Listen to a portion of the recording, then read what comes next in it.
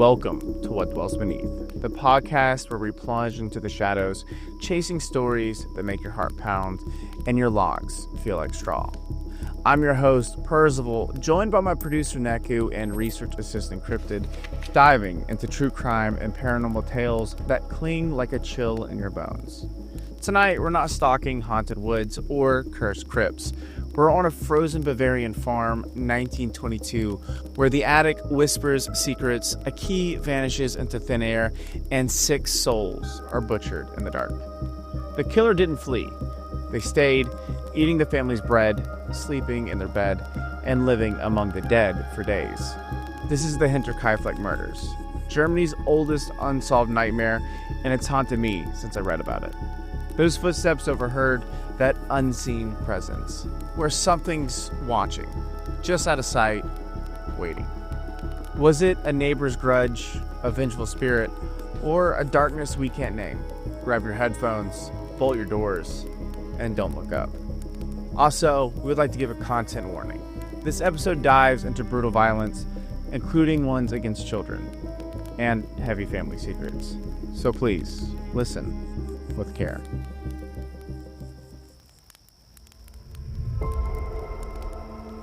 Picture Hinterkaifeck, a lonely farmstead buried in Bavarian woods, March 1922, 43 miles north of Munich. The Great War's shadow lingers, villages are starving, fields lie and fallow. And the families, they scrape by on coarse bread and fading hope. This is a world of oil lamps, horse-drawn carts, and gossip that spreads faster than news. Hinterkaifeck, meaning behind Kaifeck, sits in a clearing. Pines are leaning in like they're guarding secrets. The nearest neighbor's a mile off, their lights swallowed by snow and shadow. There are no phones, no police stations, just a constable who's more farmer than lawman. The Gruber family calls this place home, but home doesn't always mean safe. Andreas, 63, is a patriarch with a temper sharp as a scythe. His wealth, land, cash, and livestock, making him a king in this poor hamlet. His wife, Cecilia, 72, runs the house with an iron grip, her eyes catching every fault. Their daughter, Victoria, 35, is a widow, her voice a haunting gift in the church choir, but her beauty's tainted by scandal. Her children, one also named Cecilia, is 7, known to be bright and curious and loved skipping through the farmyard. Joseph, 2, toddles in her shadow. On March 31st, Maria Barngartner, 44, arrives as the new maid. Her sister's dropping her off at dusk, unaware it's her last walk away. The Grubers aren't just isolated, they're shunned.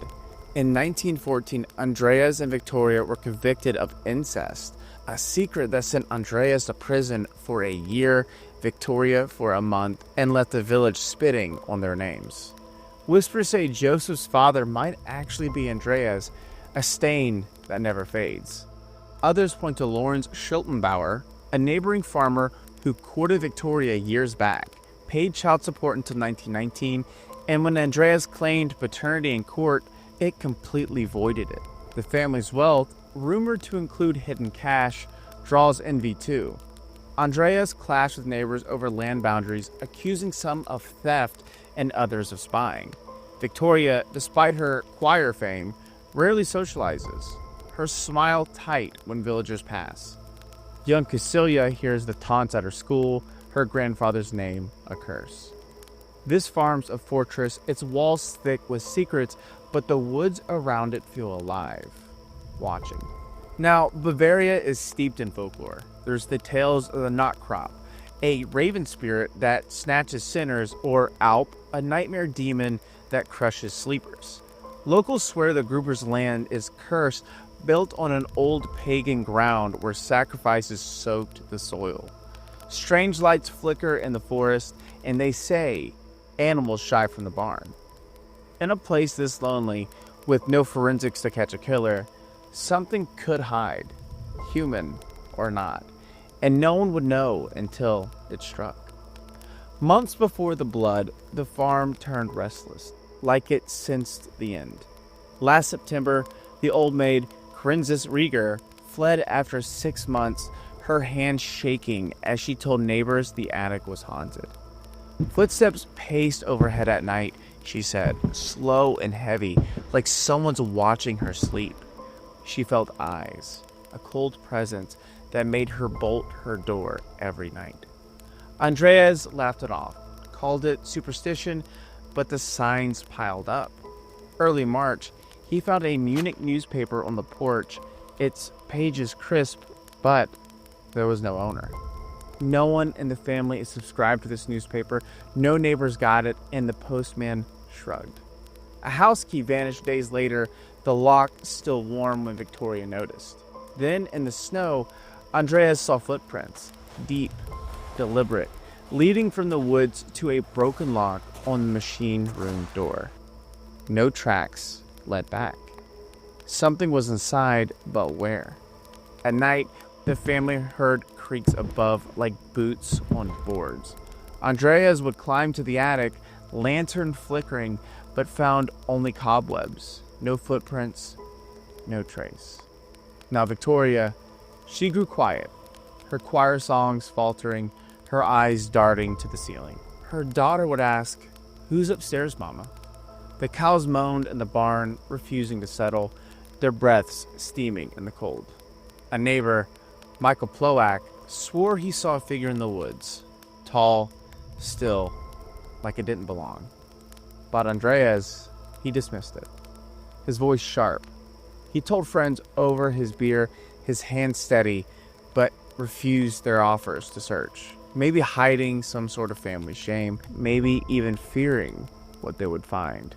Another neighbor said their dog would bark at nothing, its hackles up, staring at the trees near the Gruber land. Locals whispered of spirits, wraiths tied to the land, drawn to sin. The Gruber farm, they said, stood on a forgotten burial site, its soil heavy with old blood. Was it a vagrant, a neighbor, or something the woods kept secret? The air grew thick, the farm holding its breath, waiting for the blade to fall. March 31st, 1922, night swallows Hinterkaifeck. The sky is black as ink. Maria Baumgartner unpacks in her small room, her sister's footsteps long faded.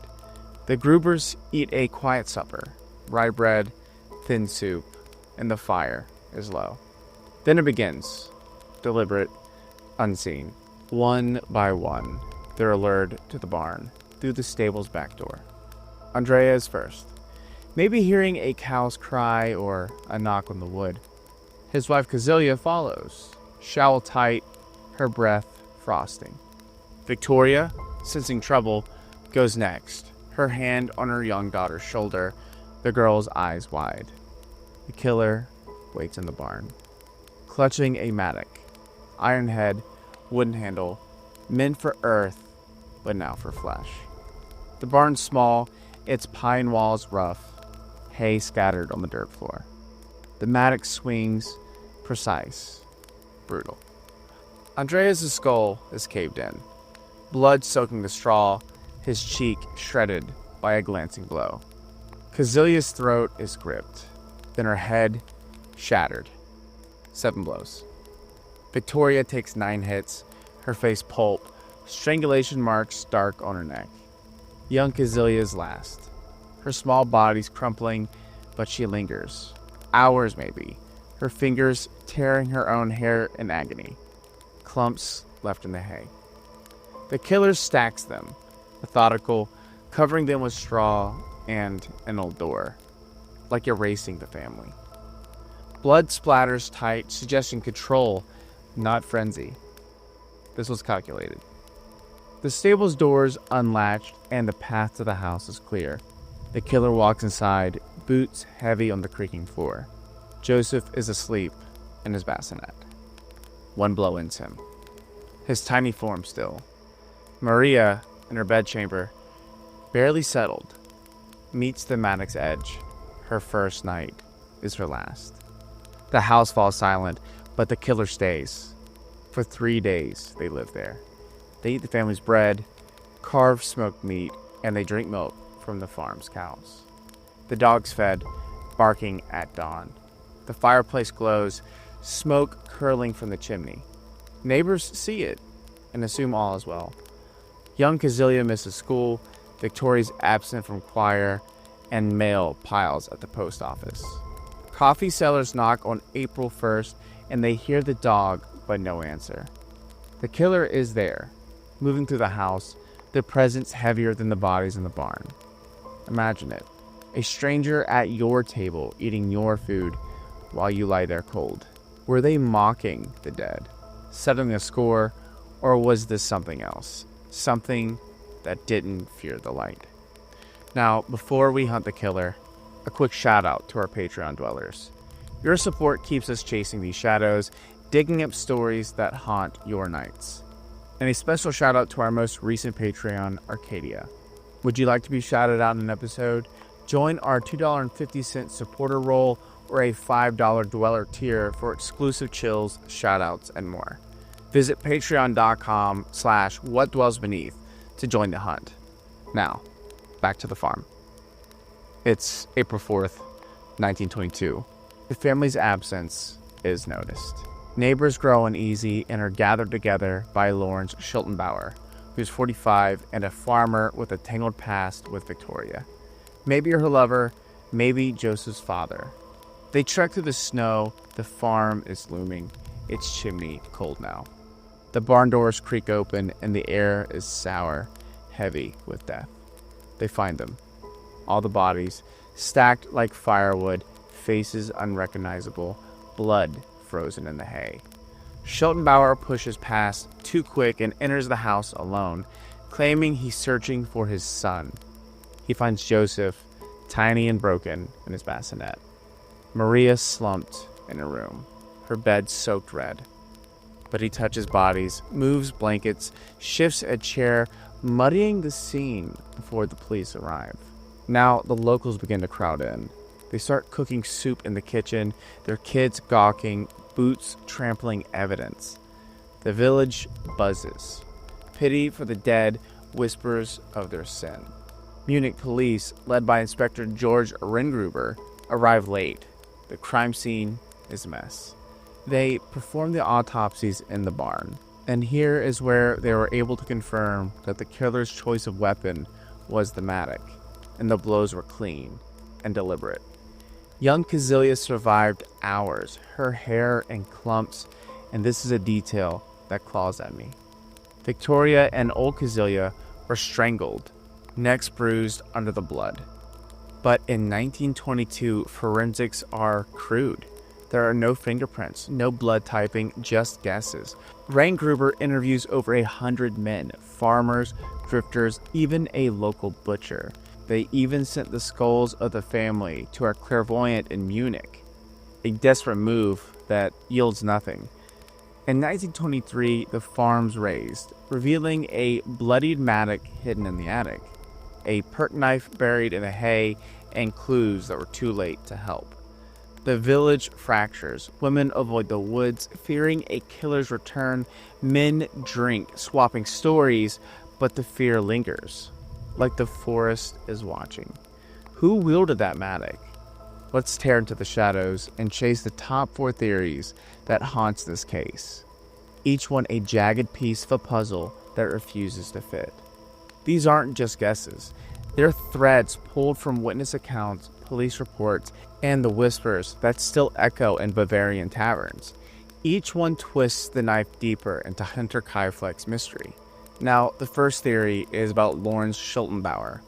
Lawrence's name looms the largest. A farmer tangled in the Gruber family secrets like thorns in a briar patch. At 45, he was wealthy, respected, but his history with Victoria casts a long shadow. They courted in the 1910s, and the court records show he paid child support for Joseph until 1919, when Andreas claimed paternity in a legal maneuver that freed Schultenbauer from payments. Was this a spark for revenge? Some villagers believe Victoria was pressing him for money again, or threatening to expose their past to his new family. His wife Anna had just given birth. His actions on April 4th screamed suspicion. He rushed into the house alone, claiming he was looking for his son, Joseph, and knew exactly where the toddler's crib was. He touched bodies, moved a blanket, and shifted a chair, tainting the scene before police arrived.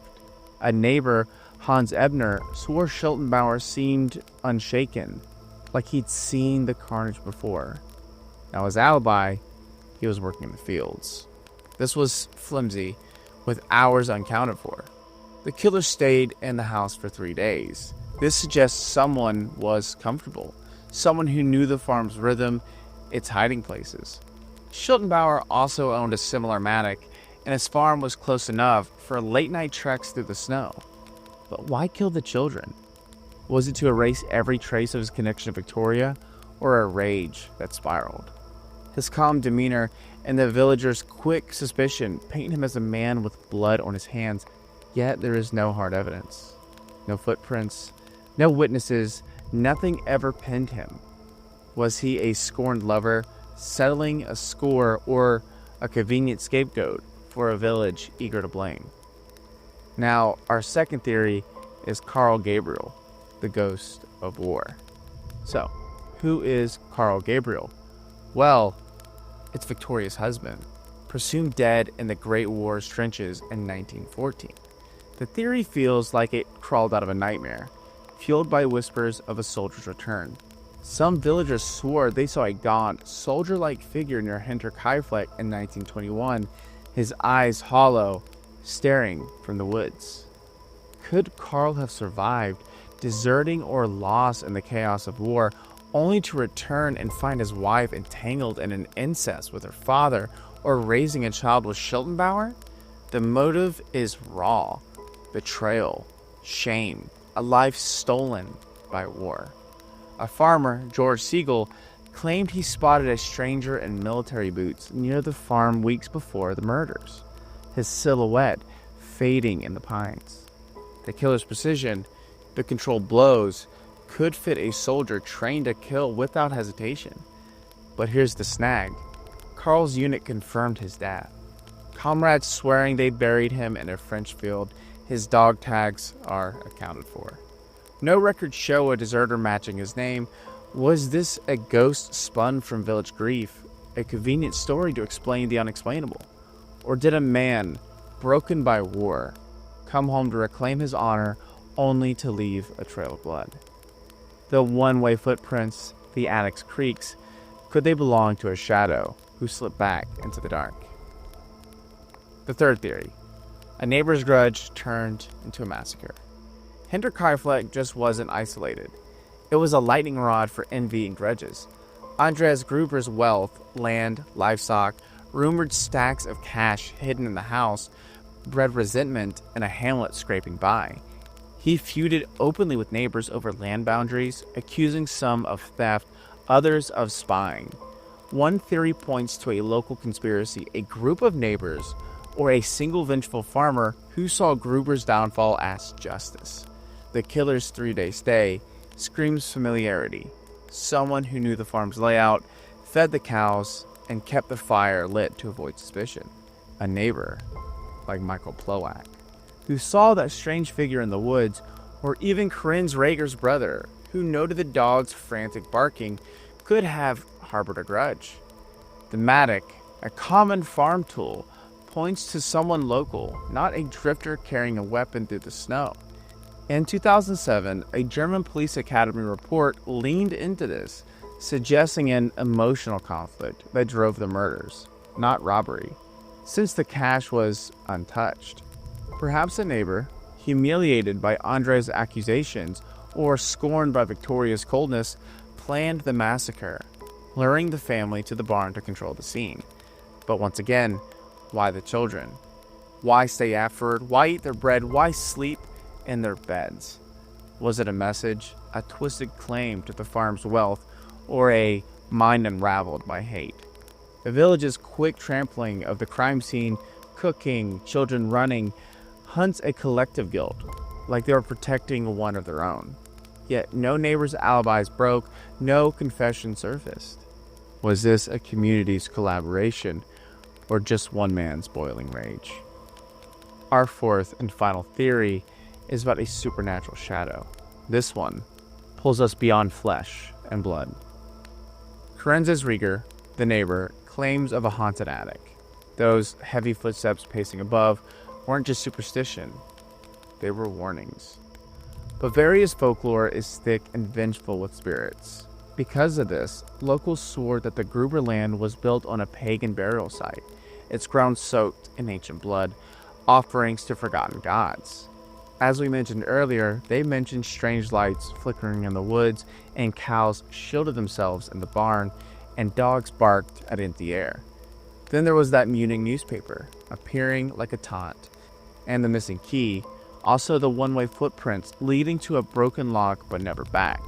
These are too strange for a simple grudge.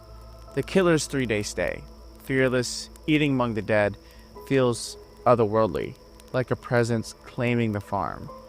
Was the Gruber family's sin, incest, and greed a beacon for something darker? In 1922, a villager told police of a dream, a figure in black, faceless, standing in the barn, its hands dripping with red. When they woke from the dream, a chill followed them, and they had a feeling of eyes in the dark. Was it a wraith, drawn to the family's sin, or the land itself, punishing those who built on its bones? The attic was hiding something. Human or not, it had eyes, and it watched that family. These 4 theories, Schiltenbauer's betrayal, Carl's ghostly return, a neighbor's grudge, or a supernatural force, circle Hinterkaifeck like wolves. Each fits pieces of the puzzle, the personal motives, the eerie signs, the killer's brazen stay, but none answer everything. Why the children? Why no theft? Why the attic's footsteps, heard but never traced? In 2007, German police students pointed to an emotional conflict, a personal vendetta, but withheld the suspect's name, citing living relatives. The Matic, found bloodied in the attic, and the perk knife in the hay only deepened the shadows. So, what's your take? Schiltenbauer's guilt, a soldier's wrath, a neighbor's hate, or a darkness that pines still guard? Hinterkaifeck's gone. Raised in 1923, a stone memorial in its place. The case is Germany's oldest unsolved massacre and a wound in Bavarian memory. Books, podcasts, listener theories chase the truth, but it slips away as time goes on. The 2007 report teased answers, but no DNA, no evidence, only questions. This story seems to haunt those that learn about it, because I think it's close. A family betrayed, a home turned into a tomb, and a killer who lived among the dead. I think of Maria, dead hours after arriving, or young Kazilia, her last moments in agony. This is a fear too real, and a shadow too close. Hinterkaifeck's a warning. What dwells beneath your roof, in your secrets, when the dark closes in? The attic's silent, but something's still there, in the story and in the woods. That's the Hinterkaifeck mystery. A shadow that outlives its graves. Who held that Matic? Schiltenbauer, a spirit, a truth we're not meant to find. Thank you for braving the snow with us today, dear dwellers. Also, thank you for all the listener encounters submitted. We now have a few hundred to comb through, and we're gearing up for a listener encounter episode once a month. If you have your own encounter, hit up the Tavern Dweller Discord. We're a community with over 2,700 members, and we're growing every single day. Or email your encounter to whatdwellsbeneath@gmail.com. As mentioned earlier, we also now have a Patreon, which we will link in the episode description. If you enjoyed the podcast, please consider rating us on Spotify and Apple, 5 stars if you can. And lastly, be sure to follow the podcast. All of these together really helps us in the algorithm, and it helps fuel our hunt. Also, be sure to check out our social media. We have X and Instagram, and links to those will be in the Linktree in the episode description. Thanks to Neku Encrypted for making this dive so chilling. Next week, another tale that'll stalk your dreams. Stay curious, stay safe, and listen for what's above.